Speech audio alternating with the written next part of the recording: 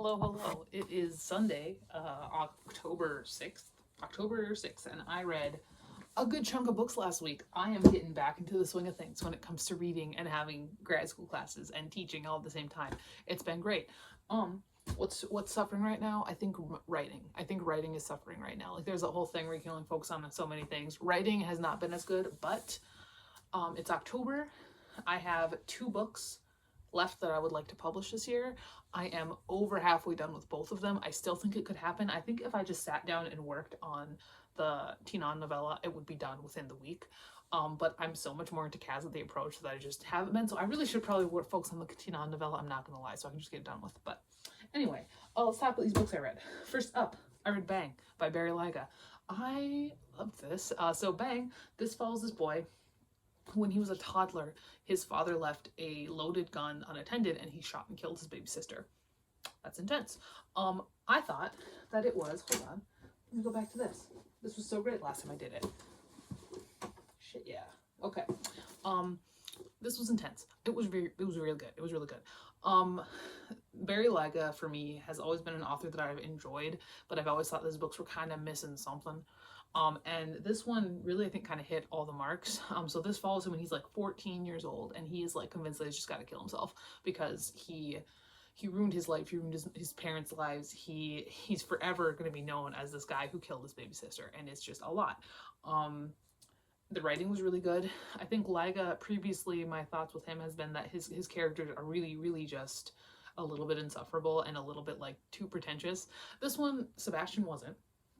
He wasn't pretentious at all. He did have his thing that he was really good at. Lyga loves doing that. In this kid's case, it was pizza making.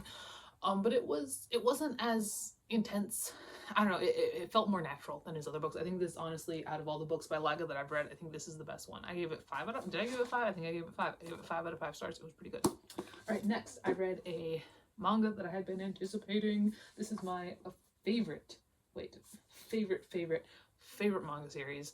I love it so much. It's hilarious. It's the best. The anime was good too. I'm sad it only got 1 season, and that is volume 15 of Monthly Girl Sensaki-kun by Izumi Tsubaki. This came out in September.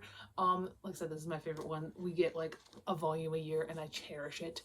This is hilarious. It's a hilarious series. What this follows is this girl Chiyo Sakura, and she has a crush on this guy Nozaki in her class, in her grade, but not in her same class. And he's just this very tall, stoic kind of guy. And one day she goes up to confess to him, but he thinks that she is asking for an autograph because Nozaki is actually a famous mangaka, and he writes shoujo manga under a female pen name. And he's not like secret about it, but nobody believes him. And so he gives her an autograph, and she just rolls with it. And then they like start working together, and everybody in the series is so dense. Like, I'm not lying when I say that the series makes me cackle. Like, it is like out loud laughter. It is so funny. The art style is pretty cute. It's very typical of its time. I think the series started in like the mid 2010s. And it's so good. It's so good. And I know we're getting a 16. I know we are because I've seen the Japanese cover. So I'm really excited about that. I hope the series never ends. Although in this volume, you see that Nozaki is starting to kind of get some feelings for Sakura back a little bit, and like I feel like that does kind of spell an ending, which is sad, but like if this ends without them ever getting together, I'm gonna fucking riot. But no, I love the characters. This one could have used more Mikoshiba because there wasn't a lot of him in there, and he's my favorite, but it was still like very fun, and we got lots with like Kashima and Hori, and it's been a good time. 5 out of 5 stars. All right, next I read a short story on my Kindle, and that is Father Dale's Drive-Thru Exorcisms by Vicky Parhampton. This is one of the like after dinner shorts situations, which are just a bunch of kind of like Black Mirror-esque situations. This is about a couple of people, and in this couple, the woman, she grew up in evangelicalism and she got a lot of trauma from that. And the husband doesn't really care all that much, but what they do is they dress up as like a priest and a nun, and they do drive-through exorcisms. And it's an interesting enough little story. I think I gave it 4 out of 5 stars, maybe 3.75.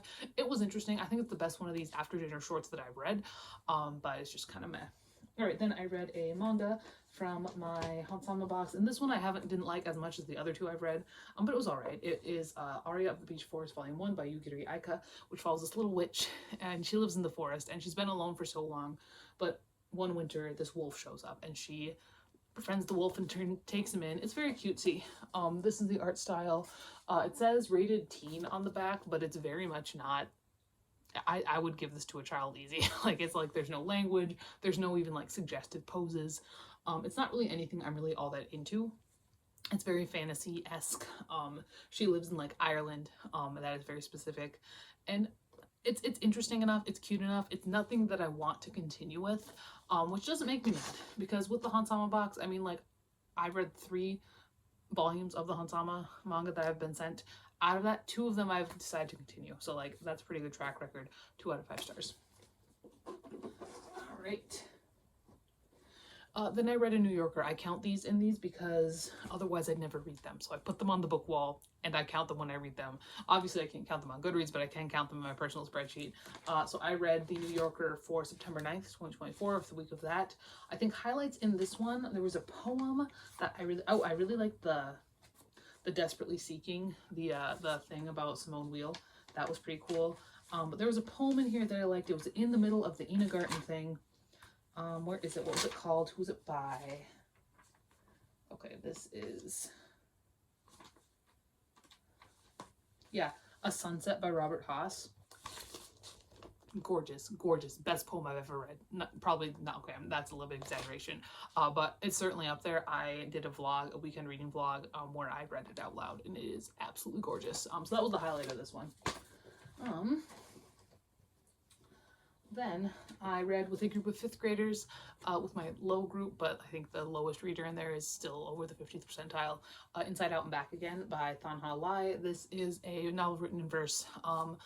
It's semi-autobiographical. It's not like technically written about the author, but like she definitely drew on her own experiences. It's about her leaving Vietnam during the Vietnam War, leaving South Vietnam during the Vietnam War and ending up in America, and kind of the struggles with that.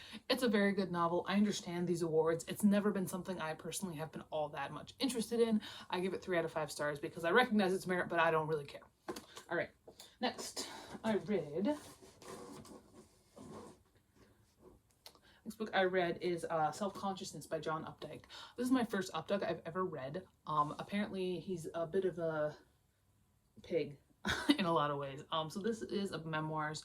I was really enjoying it. I think Updike can write like hell. He's very talented, and I could really kind of sink my teeth into it. Once he started going into the genealogy, A Letter to My Grandsons just absolutely killed it for me, like in a bad way. Like, it just killed the momentum. I just didn't care after that. Even though after that we had On Being a Self Forever, which probably I would have enjoyed if I hadn't been absolutely over it by that point. I liked his descriptions of the town he grew up in. I liked that. I thought it was interesting how he kind of matched some of his descriptions with like pieces from his book, so you can see like where he really got some things and where he was really taking inspiration from, like directly, which was kind of cool. But again, A Letter to My Grandsons just killed the momentum for me. I give it 3.75 out of 5 stars. This is the kind of book I would give to my dad, and I probably will. So, all right.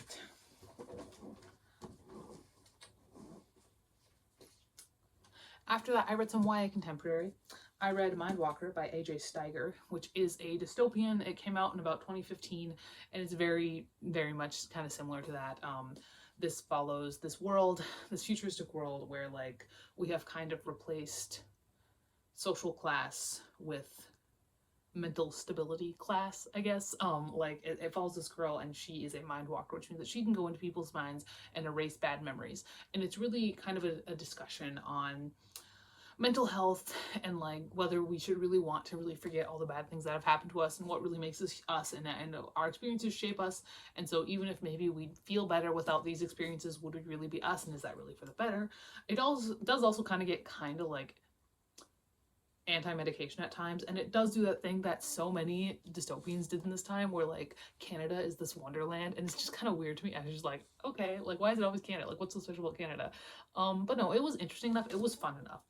I could enjoy it. I was a little didactic at points, but it is, you know, written for young adults, and this is one where I could see a lot of the points where I'm like, I'm 27 years old, I'm not the target audience, and I understand why it's doing things like this. So I gave it 4 to 5 stars. It's nothing life-changing, but it's good enough. In terms of all the books, all the dystopians that were coming out at this time, it's good enough. So,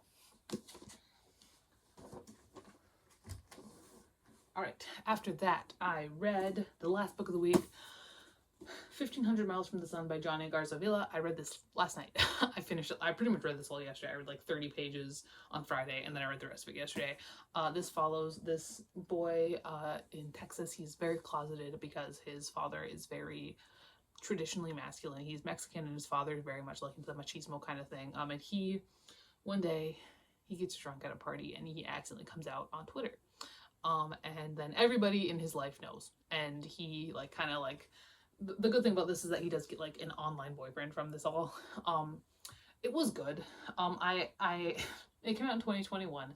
And I could see where it was a very personal book for the author. I think the author just saying like the forward, like, this is not my life, but I did take a lot of my own experiences for this. And I think we do see that a lot when it comes to coming out stories in young adult gay literature. A lot of the times our coming out stories are really stories about the author, which is not a bad thing. I'm not saying that's a bad thing. I'm just saying that's kind of a trend that we see here, especially when we've got gay books written by gay authors. I know a lot of the times we say that our straight women are kind of monopolizing the queer lit market, which is not the truth, because most of it's not very good. That the women are writing, it's either not very good or it is straight up erotica that people are just trying to get the rocks off. So I don't know where I was going with that, but either way, it's a coming out story. It does have some harsher topics in there, like his dad's not happy about it, and I do think that it had some realism in that way, because I do think a lot of the times, and it even mentions that in here, it's like it shouldn't be this hard still, but it still is for a lot of people. And like not everybody is all enlightened and like wonderful and what have you. So I do think it does talk about that in a way that's very understandable, because yeah, it shouldn't be this hard still, but it still is for a lot of people. No, I did really enjoy it. It was a very easy read. It was a very quick read.